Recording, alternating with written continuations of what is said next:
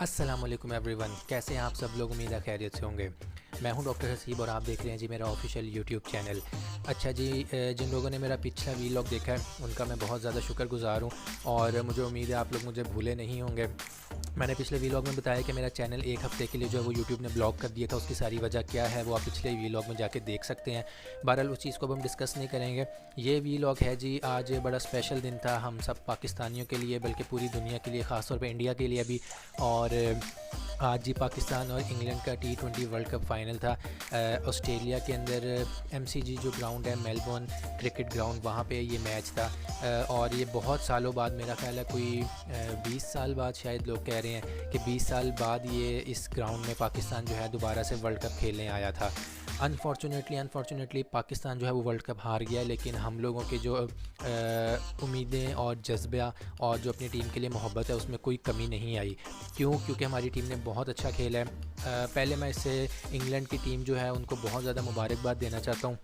और मैं ये, वैसे मेरी ये ऑब्ज़र्वेशन है कि जो इंग्लैंड की टीम थी वो ये डिज़र्व करती थी कि वो लोग ये मैच जीतें। अच्छा, ये साथ साथ आप ऊपर जो हाइलाइट्स हैं ये देखते जाएं, क्योंकि मैं इनको अलग से नहीं कर रहा, अलग से डिस्कशन नहीं हम करेंगे, साथ साथ ही करेंगे, क्योंकि ये हाइलाइट्स बहुत लंबी हैं, कम से कम 10-11 मिनट की हैं। तो मैं अलग से अगर डिस्कशन करूँगा तो वीडियो बहुत लंबी हो जाएगी। कुछ व्यूअर्स ने कहा था कि आपकी डिस्कशन वीडियोज़ बहुत लंबी होती हैं, इसलिए मैं हाइलाइट्स साथ साथ ही दिखा रहा हूँ। आप लोग हाइलाइट्स देखते जाएँ, हम साथ साथ इनके बारे में डिस्कशन भी करेंगे।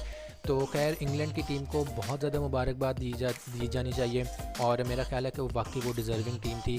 उनकी बैटिंग, अखीर बैटिंग, इतनी अखीर बैटिंग मेरा ख्याल है शायद ऑस्ट्रेलिया के पास भी नहीं होगी।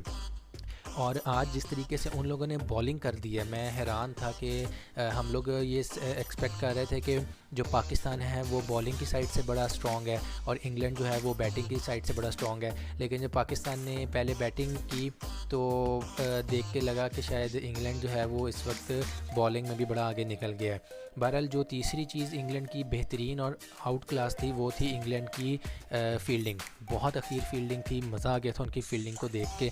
और जब मैच स्टार्ट हुआ, बाबर और रिजवान खेलने आए, तो मुझे शुरू में ऐसे लगा कि जैसे ग्राउंड जो है वो या तो बहुत बड़ा है, उसकी बाउंड्रीज जो हैं वो लिमिट से थोड़ी बड़ी हैं, या कोई उनका जो उनकी ग्राउंड है वो स्लो है, या पिच उनकी फास्ट है, या ग्राउंड स्लो है। कि वो पाकिस्तानी जो प्लेयर्स थे वो शॉट मारते थे लेकिन वो बाउंड्री तक जाने से पहले बॉल रोक देते थे। ना वो कोई बाउंड्री कर रहे थे, ना छक्का लग रहा है, ना चौका लग रहा है, ना उनसे रन्स लिए जा रहे थे। लेकिन बाद में जाके मुझे आइडिया हुआ कि ये तो इंग्लैंड की फील्डिंग बहुत स्ट्रॉन्ग थी। सेम वही ग्राउंड था, जब इंग्लैंड ने बैटिंग शुरू की तो उन्होंने पहले ओवर से ही छक्के चौके मारना शुरू कर दिए और उनकी जो बॉल थी वो ग्राउंड में बड़ी फास्ट जो थी वो ग्राउंड को क्रॉस कर रही थी। बहरहाल उससे मुझे आइडिया होगा कि पाकिस्तान की फील्डिंग जो है पिछले कई सालों से ये पाकिस्तान के अंदर यही मसला है। बल्कि मैं आज इमरान खान का वो जियो पे जो उनका एक शो लगा था 2017 या 18 में, जिसमें वो रमीज़ राजा और सकलैन मुश्ताक, इंजमामुल हक, वसीम अकरम और मुख्तलिफ क्रिकेटर जो थे जो 1992 में खेले थे वर्ल्ड कप, वो सब बैठे हुए थे। और वो तब भी यही कह रहे थे कि आज से 25 साल पहले भी हमारी टीम का सिर्फ एक ही मसला था, सिर्फ एक मसला, वो था फील्डिंग। ना इनको डाइव मारनी आती थी, ना इनको कैच करना आता था। कभी इनके हाथों से बॉल निकल के सुराख होता है वो नीचे गिर जाती है, कभी ऊपर देख रहे होते हैं तो आपस में टकरा जाते हैं, कभी ये भाग रहे होते हैं तो इनके पाँव मुड़ जाते हैं। मतलब समझ नहीं आती इनके साथ क्या होता है। बहरहाल ये कोई गलत तनकीद नहीं मैं कर रहा, मैं अपनी ऑब्जर्वेशन बता रहा हूँ, हो सकता है आप लोगों को ये बात ठीक ना लगे। बहरहाल आज के मैच में भी कुछ ऐसे था, बाबर और रिजवान ओपनर के तौर पे आए थे और वो बहुत अच्छा कपल उनका बहुत अच्छा बनता है, पार्टनरशिप बिल्कुल ठीक है, ठीक रखा हुआ था। ओपनिंग के लिए उन दोनों को भेजा उन्होंने। लेकिन आज मेरा ख्याल है देखने में ऐसे लगा कि पिछले कुछ अरसे से बड़ी तनकीद हो रही है कि रिजवान और बाबर जो बड़ा स्लो खेलते हैं और मैच ख़राब करते हैं। तो आज मैंने नोट किया कि उन्होंने फ़ास्ट खेलने की कोशिश की है और शायद यही फ़ास्ट खेलने की कोशिश उनकी जो थी वो तेज़ विकेट्स गिरना शुरू हो गई। रिजवान को भी आपने देखा जल्दी आउट हो गए थे, बाबर भी थोड़ा सा काम करने के बाद वो भी उनको भी जाना पड़ा था। इसके अलावा पाकिस्तान की बाकी विकेट्स जो हैं वो भी तेज़ी गिरना शुरू हो गई थी। शादाब ने बीच में आके थोड़ी देर स्टे करने की कोशिश की है और लेकिन शादाब भी जो है वो बहुत ज़्यादा देर नहीं चल सके। जो इनका पाकिस्तान की टीम थी, इन्होंने पहले 10 ओवर्स के अंदर अभी तक 100 रन नहीं किया था और यही हमारे लिए सबसे ज़्यादा परेशानी की बात थी। और 10 ओवर के अंदर मेरा ख्याल है इनकी 4 या 5 विकेट जो हैं वो गिर चुकी हुई थी। ज़ाहिर है 4-5 विकेट्स गिर जाएँ तो जो मेन ओपनर्स पहले 4 हैं वो तो निकल गए। उसके बाद जो सेकंड पे जो ऑलराउंडर टाइप आना शुरू हो जाते हैं, शादाब आ जाता है या इफ्तिखार आ जाते हैं, तो वो फिर ऑब्वियसली उस तरह नहीं कैरी कर सकते जिस तरह ओपनर्स को करना चाहिए था। मेरा ख्याल है कि अगर रिजवान और बाबर जो हैं वो 50 कर जाते या कम से कम 40 के आसपास भी आ जाते दोनों, तो हमारा जो रन रेट है वो बहुत अच्छा हो सकता था। 10 ओवर के अंदर इन लोगों को चाहिए था कि ये 100 तक कम से कम ले आते, लेकिन 10 ओवर्स के अंदर इन्होंने 100 रन नहीं किए थे। इनके मेरा ख्याल है 12 या 13 ओवर्स पे जाके इनका जो 100 है वो कंप्लीट हुआ था, और तब विकेट्स भी बहुत ज़्यादा गिर चुकी थी। इस वजह से ये लोग थोड़ा सा मेरा ख्याल है अंडर प्रेशर भी हो चुके थे। बहरहाल इंग्लैंड की टीम से बॉलिंग में इतनी ज़्यादा एक्सपेक्टेशन नहीं की जा रही थी, क्योंकि सारा जो है वो ऑब्जर्वेशन यही थी कि जो पाकिस्तान है वो बॉलिंग के लिहाज से ज़्यादा अटैकिंग है, और जो इंग्लैंड है वो अपनी बैटिंग की वजह से अटैकिंग है। बहरहाल इंग्लैंड ने बहुत अच्छी बॉलिंग की है, पिच भी बहुत अच्छी थी, ग्राउंड भी बहुत अच्छा था। इसके अलावा इंग्लैंड की फील्डिंग जो थी वो आउट क्लास थी। वो बॉल के पीछे ऐसे भागते थे कि जैसे बस आप छोड़ दें, कोई उसकी एग्जांपल नहीं है। वो मतलब अखीर तरीके से उन्होंने इनकी बाउंड्रीज़ रोकी हैं। सबसे बड़ी बात ये होती है कि आपने बाउंड्रीज़ किस तरह रोकनी है। आपके पास कोई कैच, क्योंकि एक कैच जो है वो आपके लिए बड़ा कीमती होता है। एक कैच आपने छोड़ दिया तो बैट्समैन के अंदर एक नई स्पिरिट आ जाती है। आप समझिए कि एक नई ताकत, एक नई रूह आ जाती है उनके अंदर, कि उनको पता है कि यार मैं इस कैच से निकल गया हूँ। ना वो कोई कैच छोड़ते हैं, ना वो कोई बाउंड्री होने देते हैं, ना वो इनको रन्स लेने दे रहे थे। और मैं इतना परेशान था देख के कि किस तरह का ग्राउंड है, बॉल जो है वो बाउंड्री तक पहुँच ही नहीं रही। पाकिस्तानी प्लेयर जो है वो फुल जान लगा के शॉट लगा रहे हैं, वो बॉल हवा में ऊपर जाती थी तो फिर ग्राउंड के दरमियान में गिर जाती थी, या वो किसी फील्डर के हाथ में आ जाती थी, या वो पिच के आसपास ही कहीं पे गिर जाती थी। अब पता नहीं पाकिस्तानी बैट्समैन के बाजुओं में कोई मसला है कि कोई ताकत नहीं है, कोई खाते पीते ठीक नहीं है। वैसे तो ये है कि ये बाहर के मुल्क जाएँ तो मेरा ख्याल है थोड़े से ओवर भी हो जाते हैं, कि अपनी डाइट का शायद ख्याल नहीं रखते होंगे या जो भी सीन है, लेकिन इस तरह का कुछ लगता है कि ये कोई ऐसी फनकारी करते हैं कि इनसे शॉट नहीं लगती।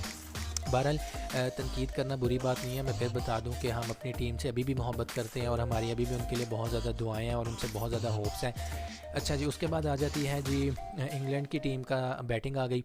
तो पाकिस्तान ने मेरा ख्याल है तकरीबन 135-138 तक का इनको सिर्फ टारगेट दिया हुआ था, और ये T20 के लिहाज से कोई ख़ास बड़ा टारगेट नहीं है। लोग मैचेस में 200 तक टारगेट दे चुके हुए हैं। इंग्लैंड की टीम जो थी बड़ी पुरजोश थी, बहुत वो एक जोश और जज्बे के साथ आए थे, क्योंकि हम सबको पता था कि इंग्लैंड की जो बैटिंग है वो बहुत स्ट्रॉन्ग है। अच्छा जी, बैटिंग स्टार्ट हो गई है, लेकिन जब बैटिंग स्टार्ट हुई तो पता लगा कि पाकिस्तान के जो बॉलर्स हैं उनके अंदर बहुत ज़बरदस्त किस्म का जो थी वो स्ट्रेंथ थी। आज इमरान खान ने भी अपने जो जलसे से किताब में वीडियो से सबसे पहले उन्होंने पाकिस्तानी टीम को मुबारकबाद दी, और उन्होंने बताया कि पाकिस्तान का जो इस वक्त फ़ास्ट बॉलिंग का जो लाइनअप है वो दुनिया का बेस्ट अटैकिंग लाइनअप लग रहा है, और वाकई बिल्कुल ऐसे था। हारिस रऊफ़ ने इतनी ज़बरदस्त किस्म की बॉलिंग कराई है कि बंदा उसको कोई इनाम दे दे। उसके बाद शहीन अफरीदी ने बहुत अखीर बॉलिंग कराई है। शहीन की हाइट जो है वो उसकी बॉलिंग के ऊपर बहुत इफेक्ट करती है, लेकिन शहीन की जो लाइन और लेंथ है वो एक्सट्रीम किस्म की है। उसके बाद आ जाए आप नसीम शाह की तरफ, बहुत ज़बरदस्त लड़का, यंग लड़का। खैर उसको आज स्टार्ट में काफ़ी मार पड़ी थी, उसको वसीम को भी काफ़ी मार पड़ी थी, लेकिन यह है कि उनकी जो लाइन और लेंथ थी वो बहुत ज़बरदस्त थी। उसके बाद मसला सिर्फ यहाँ से स्टार्ट हुआ कि ये लोग, इन्होंने शुरू में खेला तो अच्छा था। 100 से पहले मेरा ख्याल है इंग्लैंड के भी जो 4 थे वो इन्होंने गिरा दी थी विकेट्स, लेकिन सारी गेम जो आके ख़राब की है ना वो स्टोक्स ने की है, और वो जो मौलाना साहब हैं मोइन अली उन्होंने की है। बहरहाल उनके लिए तो ज़ाहिर है ये अच्छी चीज़ ही है, लेकिन हम लोगों को तो उनके ऊपर तब चढ़ी थी कि ये क्या सीन हो गया। मोइन अली ने आके जिस तरह इनको फेंटा लगाया ना पकड़ के, वो ये लोग भूलेंगे नहीं। मैं खुद देख रहा था कि यार ये मौलवी को क्या हो गया। मौलवी आता है, वो छक्के मारता है, वो चौके मारता है, वो जो स्टोक्स है वो भी 50 करके निकल गया अपनी पूरी, और उसने इनकी नहीं छोड़ी, जान नहीं छोड़ी। वो अड़ गया था विकेट के ऊपर। हालांकि बीच में एक ओवर ऐसा आया था नसीम शाह का कि जिसमें वो बहुत ज़्यादा विकेट के पीछे बचा है, बड़ी मुश्किल से बचा है। कोई 3-4 बॉल्स ऐसी थी जिस पे वो स्लिक पे आउट होने लगा था, लेकिन उसने नहीं टच नहीं होने दी बॉल, और इन्होंने एक उनमें अपना जो थर्ड अंपायर रिव्यू है वो भी वेस्ट किया था। बहरहाल उसके बाद जो स्टोक्स है उसने अपनी परफॉर्मेंस को एकदम बेहतर किया, और फिर उसको आदत हो गई कि नसीम शाह की बॉल भी किस तरफ जा रही है, उसको कैसे खेलना है। नसीम शाह भी उसके सामने रह गया। फिर बीच में हमारे साथ अनफॉर्चुनेट इंसिडेंट ये हुआ कि जो शहीन अफरीदी ने जो एक कैच पकड़ा, कैच तो बहुत अच्छा था लेकिन उसकी वजह से उनको हो गई इंजरी। अब ये टाइम था जो मैच का सबसे क्रिटिकल टाइम था, आखिरी 4-5 ओवर्स थे, और मैं नोट कर रहा था कि 40 रन थे और बॉल्स जो हैं वो हाफ़ थी, उससे कोई 18 या 20 बॉल्स रह गई थी। बहुत अच्छा डिफरेंस था, पाकिस्तान ने बहुत अच्छा प्रेशर डेवलप कर दिया था, लेकिन क्योंकि शाहीन अफरीदी जो वो इंजर हो गए, ओवर्स हमारे पास अभी काफ़ी कम रह गए थे, तो बाबर आज़म ने ये पत्ता खेला कि उन्होंने इफ्तिखार को ओवर दे दिया। अब उनका ये ख्याल था कि शायद एक स्पिनर आएगा तो एकदम पेस चेंज होगी और उनके ऊपर एक प्रेशर पड़ेगा, लेकिन वो भी आपको पता है कि वो इंग्लिस्तान के गोरे हैं, उन्होंने बड़े सगीर को नहीं छोड़ा था, उन्होंने किसी चीज़ को नहीं छोड़ा था, तो वो यहाँ पे कहाँ छोड़ते। उन्होंने क्या किया कि उन्होंने जी उस इफ्तिखार के ओवर को ना उन्होंने पलटा लगा दिया। इफ्तिखार को उन्होंने मारा जी एक छक्का, फिर इफ्तिखार को मारा एक चौका। वो जो 40 का डिफरेंस था 20 बॉलों पे, वो 40 का डिफरेंस एक ओवर के अंदर ही वो 30 पे आ गया। अगले ओवर में फिर उन्होंने छक्का चौका मार दिया वसीम को। तो वो जो पॉइंट था ना शाहीन अफरीदी के इंजर होने का और इफ्तिखार वाले ओवर का, वो सबसे ज़्यादा क्रिटिकल था। कमेंटेटर्स भी उस वक्त यही बात कर रहे थे कि बाबर आज़म ने जो है वो एक पत्ता खेलने की कोशिश की तो है, एक चाल चली है, हो सकता है कि कामयाब हो जाती, हो सकता है कि पेस चेंज होने से ओवर की, क्योंकि पीछे कुछ ओवर जो है वो नसीम शाह, वसीम और वो हारिस रऊफ़ी कराते आए हैं, तो फास्ट बॉल पे जो है वो शॉट भी ज़्यादा तेज़ लग रही थी, ज़्यादा बाउंड्रीज उनको मिल रही थी, लेकिन खैर इफ्तिखार जो थे वो इसको नहीं कवर कर सके और उन्होंने भी काफ़ी रन दे दिए, उसकी वजह से उनका मोराल जो है वो और हाई हो गया। बाकी फिर वही सीन था कि सामने स्टोक्स था और वो मोइन अली था, उन्होंने फिर चढ़ा दिया। इसके बाद जब उन्होंने हारिस रऊफ़ को ओवर दिया तो उन्होंने उसको भी फेंटा लगाया। बहरहाल बहुत अच्छा खेला इन्होंने। इंग्लैंड की टीम वाकई डिज़र्व करती थी, अगर कोई सच पूछे ना, उनका पुराना रिकॉर्ड देखें और जो एक्सपेक्टेशंस थी सारे लोगों की वो यही थी कि ये इंग्लैंड ही जीतेगा। इंडिया वालों को शायद ज़्यादा एक्सपेक्टेशंस थी, लेकिन चले खैर इंडिया का क्या, इंडिया को कौन मुँह लगाता है, लेकिन इंग्लैंड जो था वो वाकई डिज़र्व करता था। उनकी बैटिंग भी आउट क्लास, उनकी fielding extremely out class, bowling भी उनकी अच्छी थी, लेकिन पाकिस्तानी टीम को हम बुरा नहीं कह सकते। पाकिस्तानी टीम ने जिस तरह पूरे टूर्नामेंट में खेला वो तो कोई ख़ास अच्छा नहीं था, मेरा ख्याल है ये दुआओं की बदौलत ही था कि ये फ़ाइनल में पहुंच गए थे, लेकिन इन्होंने फ़ाइनल में आकर बहुत ज़्यादा स्ट्रगल किया है। थोड़ी सी बैटिंग और बॉल जो फील्डिंग है उसके अंदर इफ़ेक्ट था, लेकिन आई थिंक कि इनकी जो बॉलिंग थी वो बहुत ज़बरदस्त थी। बहरहाल गेम है, हार जीत होती रहती है, किसी को बुरा भला कहना जो है वो हमारा मकसद नहीं है। तनकीद करने का मकसद सिर्फ अपनी ऑब्जर्वेशन बताना है। हो सकता है आप लोग इससे एक्सेप्ट करें मेरी बातों को, हो सकता है आपको मेरी बात ठीक ना लगे, कोई बात नहीं, हर किसी का अपना पॉइंट ऑफ व्यू होता है। बहरहाल बहुत अच्छी गेम थी और पाकिस्तानियों के लिए एक बड़ा खुशी का मौका था, और जो पाकिस्तान के लिए यही बहुत बड़ी बात थी कि वो फाइनल में पहुँच गए और इंडिया को जी उन्होंने ठुड करा दिया। इंडिया अपनी तरफ से बड़ा हीरो बन के आया था। क्रिकेट में इरफान पठान ने एक बड़ा फजूल किस्म का ट्वीट भी किया था। बहरहाल खैर इंडिया वाले जो हैं वो ऐसे ही हैं, उनकी थोड़ा सा ये रहता है पाकिस्तान के साथ क्लैश, लेकिन कोई बात नहीं, गेम है, चलती है। इंडिया भी जीत जाता तो इसमें कोई बात नहीं थी, गेम में किसी ने तो जीतना होता है। बहरहाल जो हमारे इंडियन फैंस हैं उनको भी बहुत बहुत मुबारक हो कि इंग्लैंड जीत गया, हालांकि पहले वो खुद इंग्लैंड से हार चुके हैं, लेकिन आज मैं ग्राउंड में देख रहा था कि इंडिया के जो फैंस हैं वो इंग्लैंड को सपोर्ट कर रहे थे।